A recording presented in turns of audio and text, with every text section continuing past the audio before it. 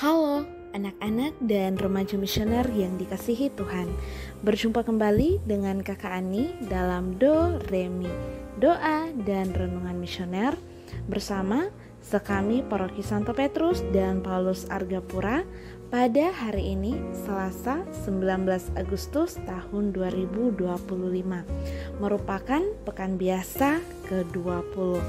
Pada hari ini kita akan merenungkan sabda Tuhan dari Injil Matius pasal 19 ayat 23 sampai 30. Sebelum kita membaca dan merenungkan sabda Tuhan, marilah kita menandai diri kita dengan tanda kemenangan Kristus dan berdoa. Dalam nama Bapa dan Putra dan Roh Kudus. Amin. Allah Bapa yang Maha Baik, Engkau memelihara perjanjian-Mu dengan setia. Semoga kami pun tekun mendengarkan sabda-Mu dan mengikuti bimbingan-Mu kepada keselamatan. Dengan pengantaraan Kristus Tuhan kami yang hidup dan berkuasa kini dan sepanjang masa. Amin. Inilah Injil suci menurut Matius. Dimuliakanlah Tuhan. Yesus berkata kepada murid-muridnya, "Aku berkata kepadamu, sesungguhnya sukar sekali bagi seorang kaya untuk masuk ke dalam kerajaan surga. Sekali lagi aku berkata kepadamu, lebih sukar seekor unta masuk melalui lubang jarum daripada seorang kaya masuk ke dalam kerajaan Allah." Ketika murid-murid mendengar itu, sangat gemparlah mereka dan berkata, "Jika demikian, siapakah yang dapat diselamatkan?" Yesus memandang mereka dan berkata, "Bagi manusia, hal ini tidak mungkin, tetapi bagi Allah segala sesuatu mungkin." Lalu Petrus menjawab dan berkata kepada Yesus, "Kami ini telah meninggalkan segala sesuatu dan mengikut Engkau. Jadi, apakah yang akan kami peroleh?"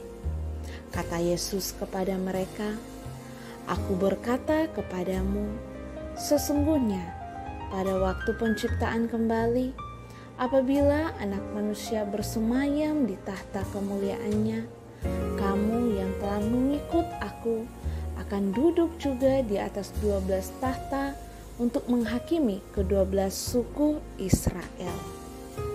Dan setiap orang yang karena namaku meninggalkan rumahnya, saudaranya laki-laki atau saudaranya perempuan, bapa atau ibunya, anak-anak atau ladangnya, akan menerima kembali 100 kali lipat dan akan memperoleh hidup yang kekal. Tetapi banyak orang yang terdahulu akan menjadi yang terakhir, dan yang terakhir akan menjadi yang terdahulu." Demikianlah sabda Tuhan. Adik-adik dan remaja misioner yang dikasihi Tuhan, kekayaan adalah sarana untuk mengabdi Allah dan mencintai sesama. Dan kita memang membutuhkan itu selama kita hidup di dunia ini. Kekayaan itu bukan tujuan, tetapi menjadi sarana keselamatan. Melalui sabda Tuhan hari ini, kita diingatkan untuk menggunakan kekayaan dengan bijaksana agar tidak menjadi penghambat bagi kita masuk ke dalam surga. Bagaimana kita bisa lepas bebas dan tidak lekat dengan kekayaan duniawi. Pernyataan yang disampaikan Tuhan Yesus, yaitu lebih mudah seekor unta masuk melalui lubang jarum daripada seorang kaya masuk ke dalam kerajaan surga. Ini menjadi pesan simbolis bagi kita. Apakah memang demikian? Yang benar saja. Nah, mungkin Seperti itu ya komentar kita. Adik-adik dan remaja misioner yang dikasihi Tuhan, pada zaman Tuhan Yesus hidup waktu itu sekitar 30 Masehi, di kota Yerusalem terdapat pintu darurat model lorong memanjang dan bagian atasnya melengkung seperti lubang jarum. Biasanya ketika pintu gerbang utama kota telah ditutup pada sore hari, pintu darurat model lubang jarum ini akan digunakan sebagai pintu keluar masuk ke kota Yerusalem. Memang tidak dapat dipastikan model aslinya pintu ini seperti apa, sebab menurut sejarahnya kota Yerusalem dihancurkan oleh Jenderal Titus pada masa Kekaisaran Romawi pada tahun 70 Masehi. Pintu darurat model lubang jarum ini biasanya dijaga oleh 2 pengawal. Karena pintu ini cukup sempit dan rendah bagi seekor unta, maka seluruh barang bawaan harus diturunkan. Saat unta tersebut ditarik oleh tuannya masuk ke dalam pintu lubang jarum dengan keadaan lorong yang gelap, hampir tidak ada masalah. Mengapa? Karena unta termasuk kategori hewan yang jinak dan penurut kepada tuannya, bukan model binatang yang suka melawan. Pernyataan Tuhan Yesus tersebut menjadi pengingat kita semua untuk berani melepaskan kelekatan-kelekatan duniawi yang kiranya dapat menghambat kita masuk ke kerajaan Allah. Kekayaan, jabatan, harta benda, aneka gelar yang kita terima adalah sarana, bukan tujuan hidup kita. Bagaimana semuanya itu berdimensi sosial dan menjadi berkat bagi kita dan sesama di sekitar kita. Pernyataan Tuhan Yesus sebenarnya terlihat paradoks dan di luar dugaan karena bertentangan dengan keyakinan orang Yahudi waktu itu. Dalam pemahaman orang Yahudi, orang kaya itu masuk ke surga karena kekayaan yang dimilikinya membuktikan hidupnya diberkati oleh Allah. Sementara itu, orang yang hidupnya miskin adalah orang yang tidak mendapat berkat Tuhan dan dianggap terkutuk. Hewan seperti unta menggambarkan orang-orang miskin, orang berdosa, dan orang bukan Yahudi justru lebih memiliki potensi memperoleh keselamatan dari Tuhan. Mengapa demikian? Karena mereka lebih taat kepada perkataan Tuhan Yesus daripada orang kaya saat itu. Unta rela melepaskan seluruh bawaannya supaya dapat masuk ke Yerusalem. Sedangkan orang kaya lebih terikat dengan barang bawaannya,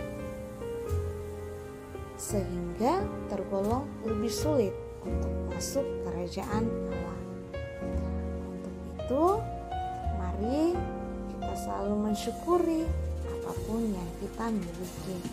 Marilah kita berusaha menggunakan dengan sebaik-baiknya dan menjadikannya sarana untuk keselamatan jiwa kita, sarana mengabdi Tuhan, dan sarana untuk mengasihi sesama kita dimanapun kita berada.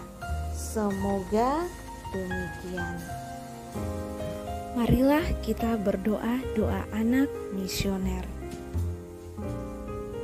Tuhan Yesus, Engkau diutus Bapa menjadi berkat bagi dunia, menjadi selamat bagi manusia. Utuslah kami anak-anak-Mu di Indonesia untuk menjadi sahabat yang kuat bagi yang lemah, sahabat yang rela berkorban bagi yang menderita payah, sahabat penghibur bagi yang sakit dan gelisah. Tuhan Yesus, kami pun ingin menjadi utusan-utusan kecil-Mu, teman setia bagi yang tersingkir terlantarkan, teman bicara bagi yang kesepian terlupakan, sobat yang gembira bagi yang sedih dan susah, sobat penuh penghargaan bagi yang tak dicintai. Tuhan Yesus, utuslah kami kini dengan bantuan Roh Kudus-Mu, mencari garam dan ragi yang baik, mencari terang dan obor yang cemerlang, membawa kegembiraan dan pengharapan. Tuhan Yesus, kuduskanlah badanku dan sucikanlah jiwaku. Kupersembahkan diriku padamu hari ini. Berkatilah semua anak dimanapun juga. Berkatilah semua orang yang kami jumpai, siapapun juga. Amin. Bapa kami yang ada di surga, dimuliakanlah namamu. Datanglah kerajaanmu, jadilah kehendakmu di atas bumi seperti di dalam surga. Berilah kami rezeki pada hari ini, dan ampunilah kesalahan kami, seperti kami pun mengampuni yang bersalah kepada kami. Dan janganlah masukkan kami ke dalam pencobaan, tetapi bebaskanlah kami dari yang jahat. Amin. Salam Maria, penuh rahmat, Tuhan sertamu. Terpujilah engkau di antara wanita, dan terpujilah buah tubuhmu Yesus. Santa Maria Bunda Allah, doakanlah kami yang berdosa ini sekarang dan waktu kami mati. Amin. Kemuliaan kepada Bapa dan Putra dan Roh Kudus, seperti pada permulaan, sekarang, selalu, dan sepanjang segala abad. Amin. Anak-anak dan remaja misioner yang dikasihi Tuhan, semoga sepanjang hari ini kita selalu dijaga, dibimbing, dan disertai oleh Allah yang Maha Kuasa, dalam nama Bapa dan Putra dan Roh Kudus. Amin.